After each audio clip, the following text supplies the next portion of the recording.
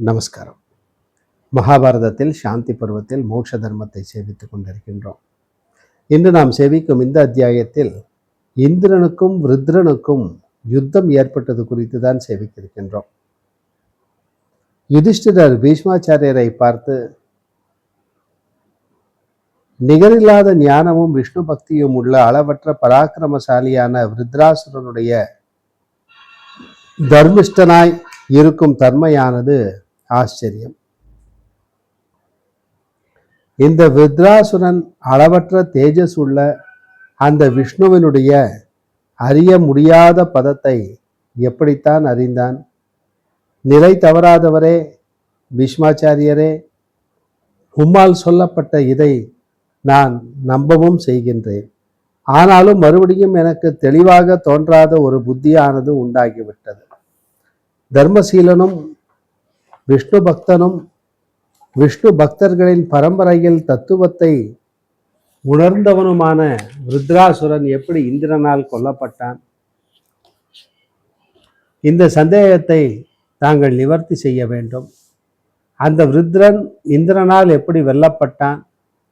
யுத்தமும் எவ்வாறு நடந்தது? எனக்கு பெரிய உற்சாகம் இருத்தலால் அதையும் விரிவாக சொல்ல வேண்டும் என்று கேட்க பீஷ்மர் சொல்ல ஆரம்பித்தார். யுதிஷ்டிரா, முற்காலத்தில் இந்திரனானவன் தேவ கணங்களுடன் தேரிலேறி புறப்பட்டான். அப்பொழுது 500 யோஜனை அளவு உயர்ந்தவனும் 800 யோஜனை அகன்றவனும் மலை போல அசையாமல் நிற்பவனுமான ருத்ராசுரனை எதிரிலே பார்த்தான். 3 உலகத்தினாலும் ஜெயிக்க முடியாத அப்படிப்பட்ட அந்த ருத்ரனுடைய உருவத்தை பார்த்து தேவர்கள் நடுங்கி தேறுதல் அடையவில்லை. அப்பொழுது இந்திரனுக்கோ என்றால் ருத்ரனுடைய உத்தமமான அந்த ரூபத்தை பார்த்து உடனே பயத்தினால் தொடைகள் அசைவற்றவைகளாயின. பிறகு போர் தொடங்கிய பொழுது சகலமான தேவர் அசுரர்களுடைய அந்த கோஷமும் வாத்தியங்களுடைய முழக்கமும் உண்டாயின.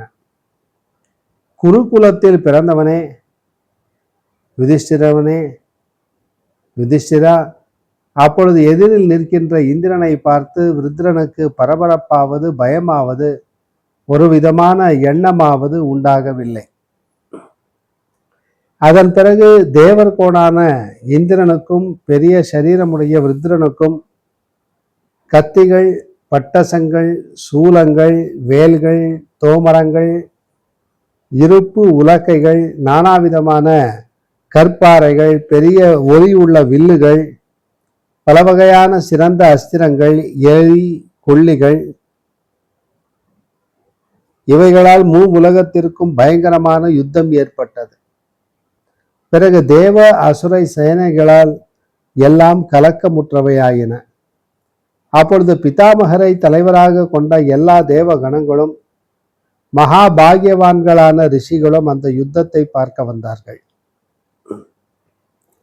சித்தர்களும் தேவதாசிகளும் கந்தர்வர்களும் சிறந்த விமானத்திலே ஏறிக்கொண்டு வந்தார்கள். தர்மத்தை வகிக்கின்றவர்களில் சிரேஷ்டனான ருத்ராசுரன் ஆகாயத்தை அளாவி நின்றதால் அவ்வாறு அளாவி நின்று கல்மழையால் இந்திரன் மேல் எங்கும் இறைத்தான். பிறகு தேவ கூட்டத்தார்கள் கோபத்தை அடைந்து எங்கும் அம்பு மலைகளால் யுத்தத்தில் ருத்ரனால் விடப்பட்ட கல்மழையை விலக்கினார்கள். மகா மாயாவியும் மிக்க பலசாலியுமான ருத்ரனோ பலமுறை மாயா யுத்தத்தினால் இந்திரனை மயங்கச் செய்தான். பிறகு ருத்ரனால் பீடிக்கப்பட்ட அந்த இந்திரனுக்கு மயக்கம் உண்டாயிற்று. அந்த இடத்தில் வசிஷ்டர் அவருக்கு ரதந்திரம் என்கிற சாமத்தினால் தேர்தலை செய்தார். வசிஷ்டர், தேவேந்திரா, நீ தேவர்களுக்கெல்லாம் சிரேஷ்டனாய் இருக்கிறாய். தைத்தியர்களையும் அசுரர்களையும் கொல்லுகின்றவனே இந்திரா, உலகங்களாகிற சந்நியாசத்தோடு கூடிய நீ ஏன் துக்கிக்கிறாய்? இதோ பிரம்மாவும் விஷ்ணுவும் அந்த ஜகத்திற்கெல்லாம் அதிபதியும் உமா சமேதரும் சர்வஜரும் தேவருமான பரமேஸ்வரரும் எல்லா பிரம்ம ரிஷிகளும் மோகத்தை அடைந்த உன்னை பார்த்து உன்னுடைய ஜபத்தின் பொருட்டு ஸ்வஸ்தி என்று சொன்னார்கள். யுத்தத்தில் சிறந்த புத்தியை செய்து சத்ருக்களை நாசம் செய். இதோ லோக குருவும் எல்லா உலகங்களாலும் நமஸ்கரிக்கப்பட்டவருமான முக்கண்ணரான பகவான் உன்னை பார்க்கின்றார். மோகத்தை விடு இந்திரா. இதோ பிரகஸ்பதி முதலான பிரம்ம ரிஷிகளும் ஜெயத்திற்காக உன்னை சிறந்த ஸ்தோத்திரத்தினால் துதிக்கின்றார்கள் என்று சொன்னார்.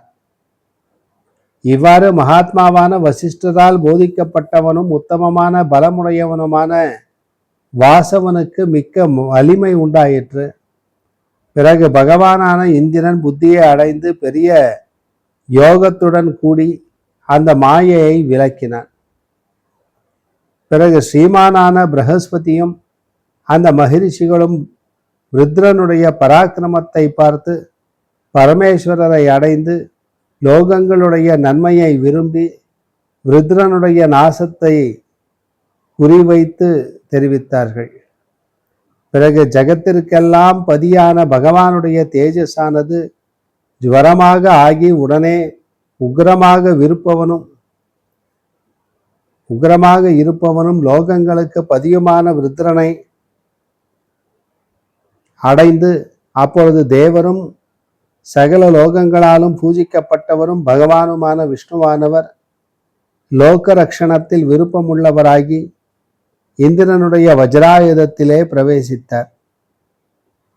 பிறகு புத்திமானான பிரகஸ்பதியும் மகா தேஜஸ்வியான வசிஷ்டரும் மற்றுமுள்ள எல்லா சிறந்த ரிஷிகளும் உலகங்களால் பூஜிக்கப்பட்டவனும் வரன்களை அளிப்பவனும் 100 யாகங்களை செய்தவனுமான இந்திரனிடம் வந்து ஒரே மனமாக பிரபுவே விருத்திரனை கொல் என்று சொன்னார்கள். பரமேஸ்வரர் இந்திரனே, இந்த விருத்திரன் பெரியவன், பெரிதான சேனையால் சூழப்பட்டவன், அநேக ரூபமுடையவன், எங்கும் செல்லுகின்றவன், அநேக மாயை உடையவன், பிரசித்தி பெற்றவன், ஆகையால் உலகங்களாலும் வெல்ல முடியாதவனான இந்த அசுர சிரேஷ்டனை நீ யோகத்தை அவலம்பித்து கொள்ள கடவாய். இவன் பலத்திற்காக 60,000 வருடம் தவம் செய்தான்.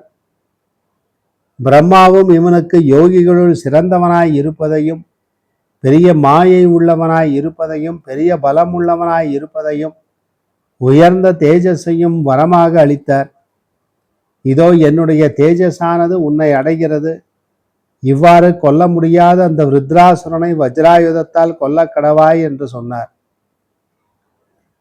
இதை கேட்ட இந்திரன், உம்முடைய அருளாலே நெருங்க முடியாதவனான ருத்ராசுரனை நீர் பார்த்திருக்கும் பொழுதே வஜ்ராயுதத்தினாலே கொல்வேன் என்று சொன்னான். திதியின் புத்திரரான பெரிய அசுரன் வரத்தினாலே பிரவேசிக்கப்பட்ட சமயத்திலே தேவர்கள் ரிஷிகள் இவர்களுடைய சந்தோஷத்தினால் பெரிய சப்தமானது உண்டாயிற்று. பிறகு பேரொலி உள்ள தந்துபி வாதங்களும், அதாவது துந்துபி வாத்தியங்களும், சங்குகளும், மத்தளங்களும், டிண்டிம வாத்தியங்களும் ஆயிரக்கணக்காக முழங்கப்பட்டன. எல்லா அசுரர்களுக்கும் மிகவும் பிரஜாபங்கம் ஏற்பட்டது. நிமிடத்திற்குள்ளே அந்த பெரிதான மாயையும் ஒழிந்தது. பிறகு ரிஷிகளும் தேவதைகளும் அந்த அசுரனிடம் ஜுவரம் பிரவேசித்ததென்று அறிந்து சமர்த்தனான இந்திரனை துதித்து அசுரனை கொல்ல ஏவினார்கள்.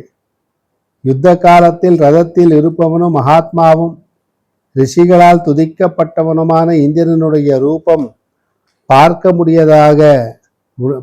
முடியாததாக ஆயிற்று என்று சொல்லி பீஷ்மாச்சாரியர் இந்த அத்தியாயத்தை பூர்த்தி செய்கிறார். மீண்டும் நாளை சந்திப்போம். நமஸ்காரம்.